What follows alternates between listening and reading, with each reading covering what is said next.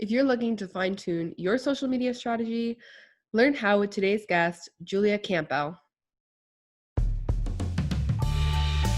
Hello and welcome to the Fundraising Superheroes podcast. I'm your host, Sabrina Shishante, and today's podcast is brought to you by Donor Engine, an all-in-one nonprofit software built from the ground up to help you and your team organize and effortlessly manage your association in one application. So visit donorengine.com to schedule a free demo today.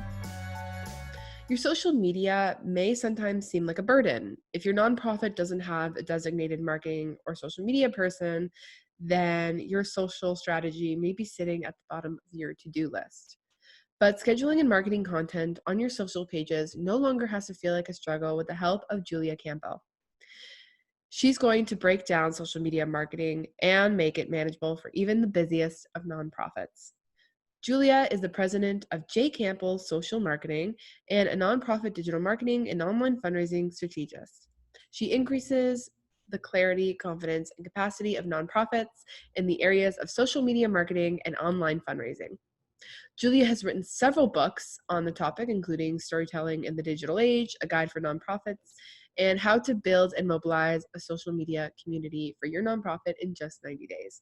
Both those resources are linked in our description box.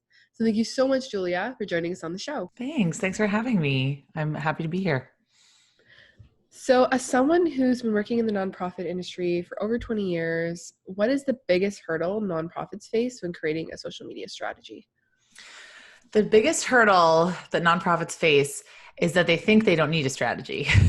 So they think that they can start with the tools first. So they go about it all wrong. So the questions that they're asking are almost 5 steps ahead from where they really should be.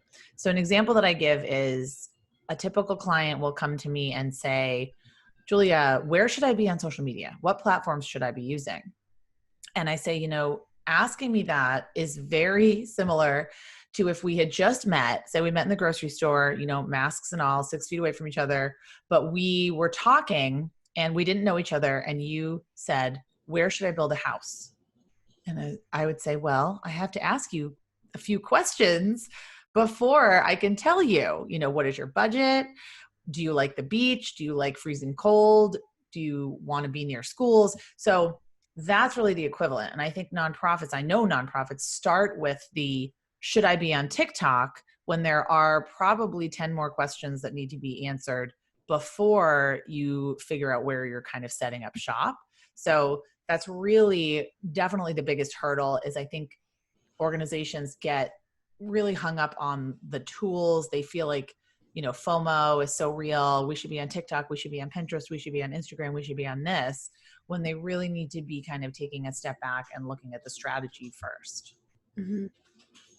So each platform kind of has its own benefits, I guess, and they have to figure out what they want to utilize in their own strategy. Yes. And this is another hurdle and a challenge that I see a lot is, well, it's not a challenge. It's more like a misconception. Each platform, you can't automate across platforms. You can repurpose. So if you have a great photo, if you have a great video, if you have a great story, you certainly can repurpose it, but you have to think about it like gold, and you have to mold the gold depending on the channel that you're on. So what works on Instagram is very different from what works on TikTok and what works on LinkedIn and what works on Twitter. So the challenge that I find is, first of all, organizations finding the time to manage all of these channels. But I say, just whittle them down. Do 2 that you really like, maybe even just do 1, and then master it and build a community there, and then move on to the next. Because it is very hard to constantly be coming up with content that works specifically for Facebook, for instance, live video, or content that works specifically for Instagram, for example, Instagram stories, or short form video for TikTok. So the challenge becomes, we have all this great content. We want to just kind of spray it out in a bunch of different channels, but that's not going to work. And you're not going to get the traction and the engagement and the reach that you would if you sat down and said, okay, this is how we're going to use Instagram. This is how we're going to use LinkedIn. So it's not enough to have a marketing plan. You have to have a digital marketing plan. And it's not even enough to have a digital marketing plan. You have to have a plan for your website, a plan for your email, a plan for each social media platform that you use, because every single one of these channels is like a different country, and it has different language and etiquette and rules and best practices and different audiences. So we have to start thinking about this as, a collection of tools that we can use, but we can't just use them all in one way. Mm-hmm. When you're creating content for the different social media channels, I know it's probably going to be different for each platform, but what makes content shareable? Why is this important to your strategy? Content that is shareable is content that's designed specifically with your audience in mind. And it's actually designed to attract people as much as it is designed to repel people. So if you're creating content that is just vanilla and forgettable or very neutral or just really bland, you're not taking a stand on anything, you're not saying anything of importance, you're not energizing and inspiring people, they're just going to kind of pass over it. So organizations that want to get more shares and want to really build a vibrant community on social media have to get over this pleasing everyone thing, because first of all, you cannot please everyone. It's just not possible. But secondly, you're turning off the people that could be really excited by what you do because you're trying to water down your message. We can't water down our message, especially not anymore, but we really cannot continue to just kind of, cast this wide net and hope that we're going to catch all these fish. We have to be very laser focused on our audience. So that's another piece of shareable content, knowing what your audience wants. And if you don't know, look at your social media analytics, send out a survey, talk to them, send out a postcard, call them on the phone, however it is that you need to be communicating with them to find out what they want to hear from you and what they want to learn. That's the way to do it. And shareable content also has to be something that's going to make me look good to my network. Is it going to make me look smart? Is it going to make me feel great that I shared it? Is it going to make me feel great because I've inspired my friends, my family, my network? So we have to stop thinking about our agenda on social media and our promotions and all the stuff that we want people to click on or watch or read, and think about what can we create for our donors and for our audience that they are going to like. So kind of flipping the content creation on its head in that way. Nice. Yeah. I know you touched on this a bit in the first question, but where do organizational leaders start with their strategy? Where should they begin?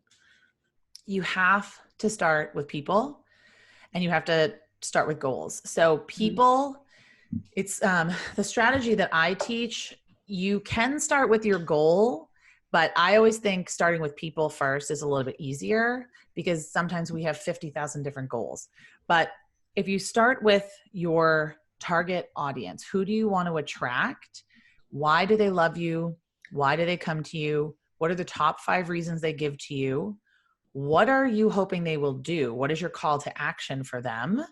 And where do they congregate? Because if you don't know who you're trying to attract and who you're trying to talk to, then you really can't move to the next step, which would be choosing platforms. But you also need to really think strategically about what you're trying to accomplish and what success looks like. And a lot of my clients, I have them fill out a questionnaire, and I tell them in the very first question, do not write down raising awareness. Don't write it down. You have to drill a little bit deeper. Awareness raised doesn't mean anything. Seth Godin has a famous quote that says, I'm very aware that turnips are a root vegetable, but that doesn't mean I'm going to buy them for dinner and make them for dinner. So you can have, awareness is the first step in the know, like, and trust kind of funnel where we need people to go. They need to know about us, obviously, and then they can like us, and then they can trust us. But that's not enough. We can't have knowledge as the goal. So you could, go streaking down the street with a billboard, like with a sandwich board, and a lot of people would know about you and a lot of people would pay attention and you'd probably get in the news. But would those people actually convert into donors or advocates or ambassadors or whatever it is that you need? So figuring out your goal for social media, and you might have several goals, but picking your overarching goal. And then that's going to also help you whittle down your target audience that you then need to help you accomplish that goal. When you're choosing goals and building up your social media accounts, how important is followers? Because I know for me, if I was just starting out, I'd be like, I need to get that follower count up. Does it matter if you have a huge amount of followers, or is it more the quality of your following? It's definitely the quality. So, clearly you want to continue to build your following and you want those to be real accounts. And actually something that's been happening lately that I just saw in my Facebook group this morning that people have been talking about is that it's been really hard to grow a Facebook following lately. Even if you have 1,000 fans, it's been hard to get to that maybe 2,000 mark. And the reason is that I think Facebook is removing fake accounts, spam accounts, bot accounts. So when my clients are kind of freaking out about this, I say, look, you don't want these accounts following you anyway, because they're driving down your reach and they're driving down your engagement because they're not real. It's sort of like email unsubscribes. Don't worry about them, or don't worry about the cold subscribers on your list. Get rid of them because they're driving down engagement for other people. They're making it so fewer people can actually see what you want them to see. So in terms of followers, I mean, it used to be you could buy followers. I would never obviously recommend that. But I know a lot of organizations would buy email lists, buy Twitter followers just so they would look great, but those aren't real people. So you could have an email list of 300 people and 100 of them could be donors, or you could have Facebook fans that are 200,000 Facebook fans and 1% of them actually engage with you. So it's definitely the quality and the energy of your community that matters most, and the consistency and the relationship that you have with them. So people do tend to get caught up on follower numbers. I think as long as they're not dropping dramatically, or as long as they're going up, it's like pushing a boulder up a hill, going up and going up constantly, and you're working on your content and you're giving them what they want and you're constantly engaging with them, then I wouldn't worry about the numbers. Mm-hmm. I think for the small to mid-sized nonprofit, it's just really the quality of engagement and actually getting people to take action. And even if that's, 10% of your following, if you have a really small following, that can add up. You offer some incredible classes and books that are all available on your website, as we mentioned in the intro. But one of my favorites is How to Build and Mobilize a Social Media Community in Just 90 Days. So what are some of the topics you cover? What is the biggest takeaway for organizations? So I wrote this book for several reasons, and I know that wasn't the question, but I will give you my takeaways. But the problem that I was having was that organizations would come to me and say, hey, I need to double my Facebook followers, like similar to what we just talked about, or I need to raise $5,000 on Facebook, or I need to get XYZ number, YouTube views, just so the boss would be happy or the board would be happy, or whatever, for vanity's sake.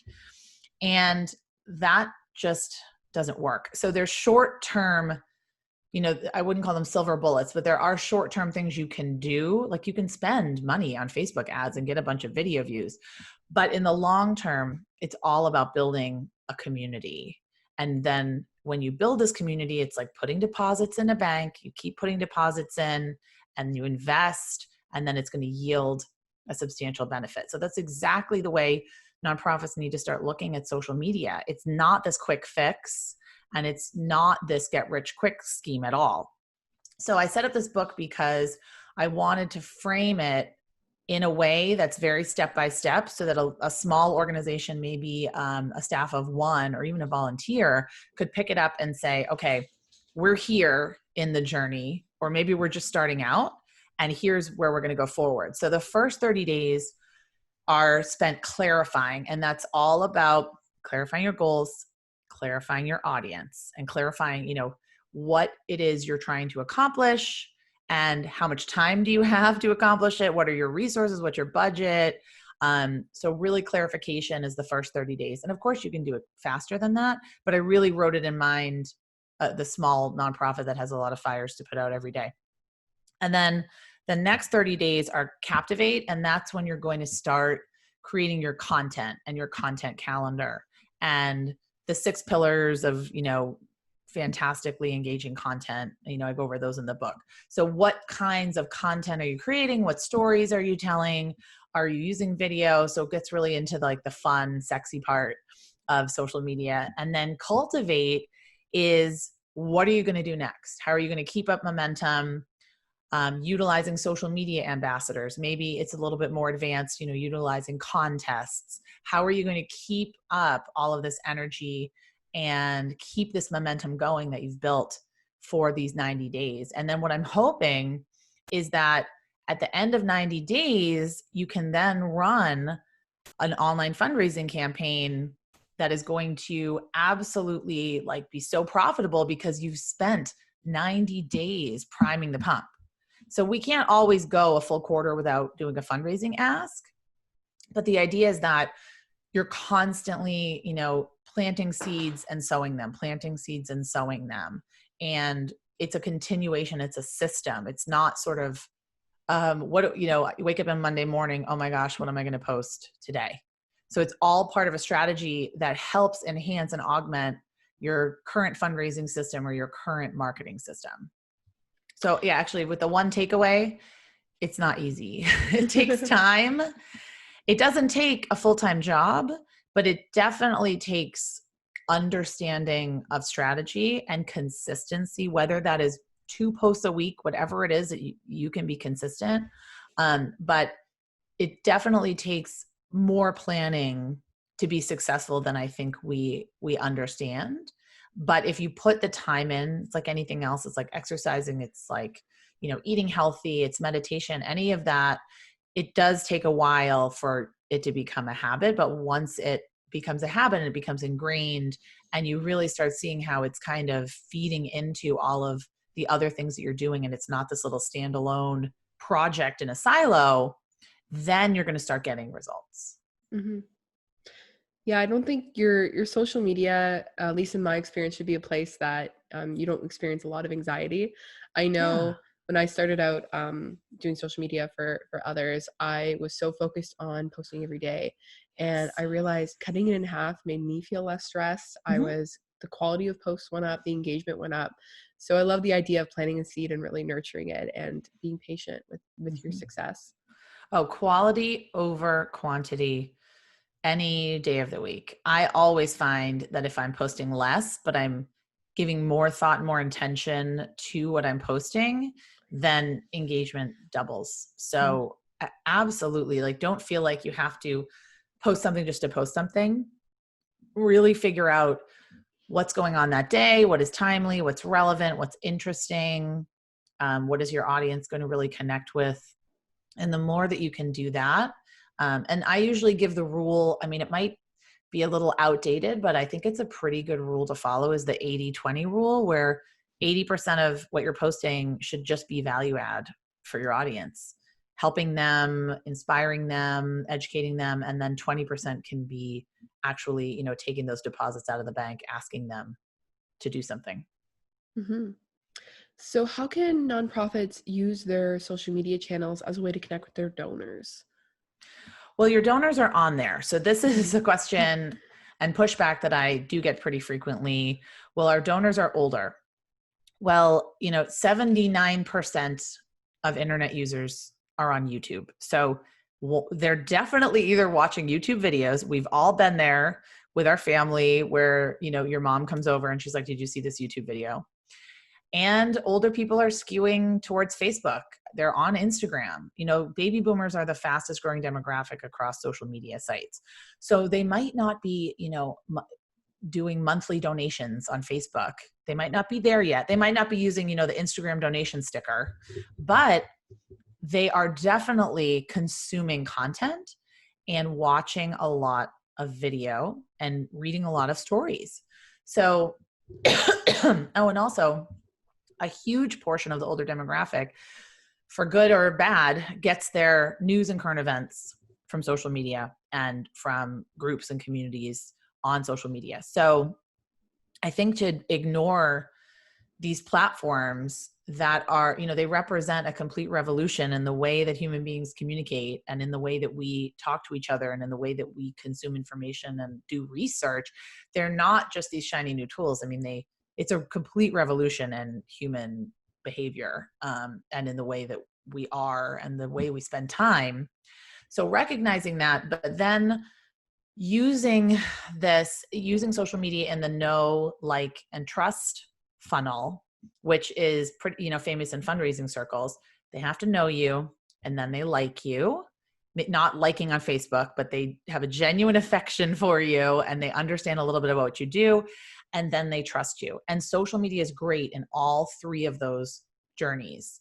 So it's great for getting new people interested in your cause. It's great for solidifying that relationship because you're going to be telling stories, you're going to be showcasing your impact, you're going to be getting on Facebook Live and telling them what's going on, how your work has changed, what can they expect, what's coming up, what's on the horizon.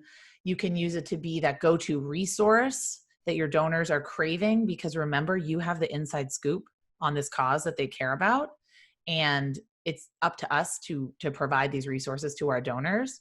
And then also just creating this shared identity. I mean, if you think about why we share what we share on social media, it's because we're establishing our identity. Like if I look at my wall behind me is just a great example. That's how I use my social media as well, to express what I care about, what's important to me, and to hopefully educate others about it.